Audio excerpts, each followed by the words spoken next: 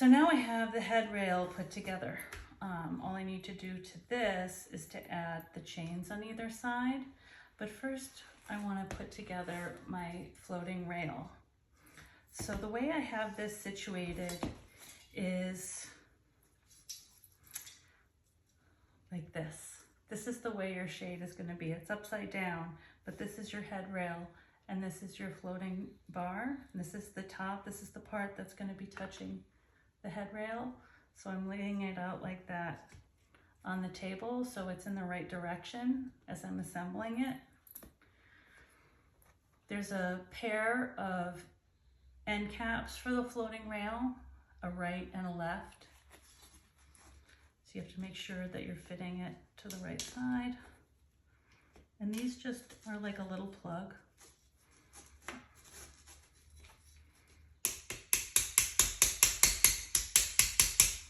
They just tap in really easy.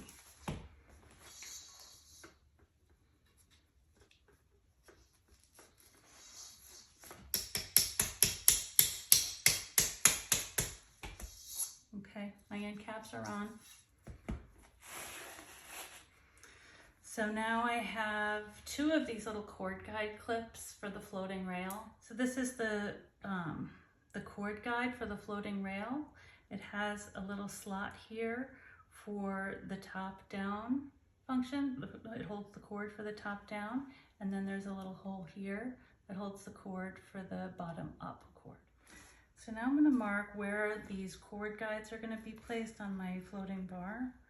So I'll tilt this down, I'll put the rail in front, kind of center it where it's going to be. And you can use a pencil. I'm just using this so it shows up on the camera. I'll make a little mark. Well, it's not going to really show up on a camera. There it is.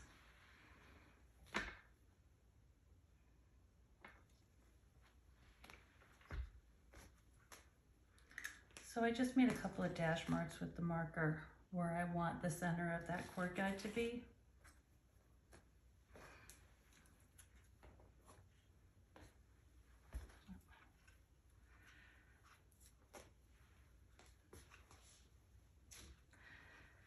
So in this, where the cord comes out, you have to kind of separate where they are, where there's the one that comes off the front and one that comes off the back. You don't want these lines to cross. You want to be aware that you're using the correct cord from the correct side. Otherwise your shade won't work. So you want all of the top down cords to be on one side and all of the bottom up cords to be on the other side.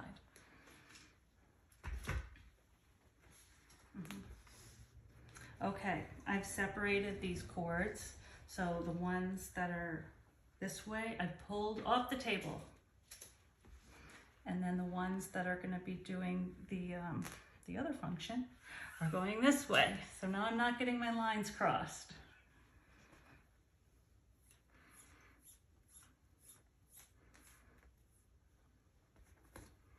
So this cord, what I'm doing is there's a little notch. So here's that notch.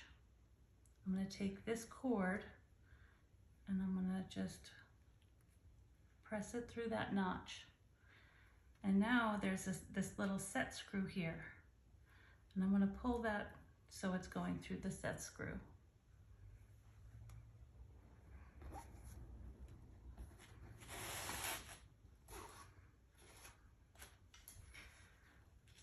And now I've got this, I'm centering it on that little black mark I made with the marker. That's right in the center here. And the top part clips to this top rail. And there's a little bottom thing that it clicks in. And there's a lever on this side. It's a little translucent lever, but in the center there's a slot that you can fit a flathead screwdriver. So instead of having to press this lever in, you can just use your screwdriver to do that function. So I'm putting that cord through that notch, and then I'm putting it in between that housing where that set screw is, clicking this part underneath the lip and the floating rail, and over the other one, and then locking it in place. So now I have to secure this set screw that's holding the cord. So I'm taking the bigger tool that you get if you buy a kit, an assembled or unassembled kit. And I'm tightening this set screw. Now here's the thing, don't over tighten it. You just need it tight enough that the cord is locked. So this still has some give. I can still pull it a little bit, just a little bit more. Usually when it's just flush, when that set screw is flush with the housing, it's locked in. So there, that's done. It doesn't have to fly. If you over tighten this screw, the housing can crack and then it can't hold your cord. It's strong enough for the system and to hold the cord. So just be careful not to over tighten that. So now those cords are done.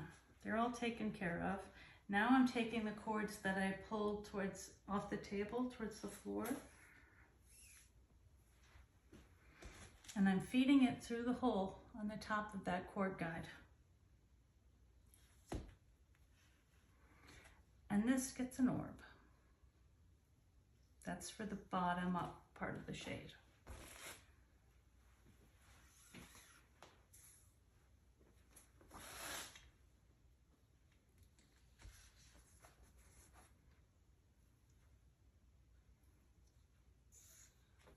So your shade is almost done.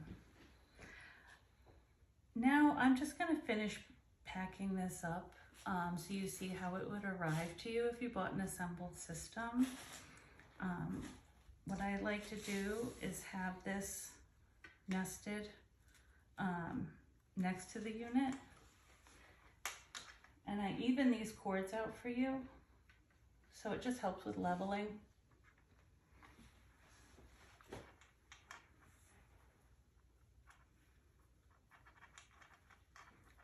Just make it nice and tidy.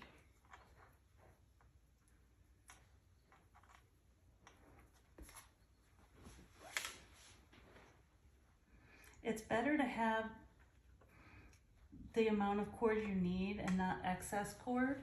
So when we make this, we make the cord about 10 inches longer than you need it to be.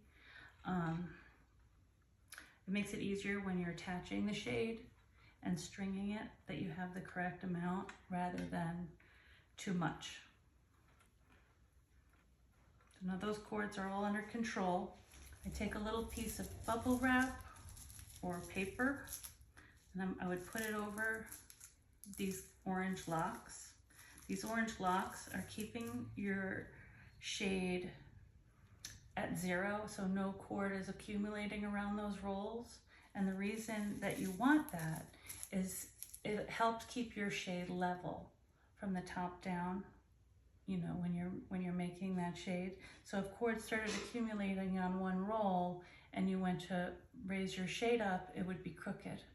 So those locks are there for you to make your life easier when you're fabricating.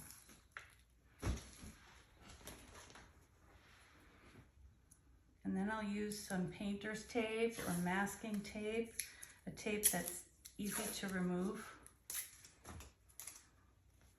to hold that on.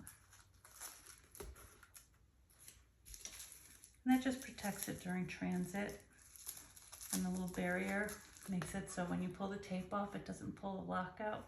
And the last thing this needs are chains.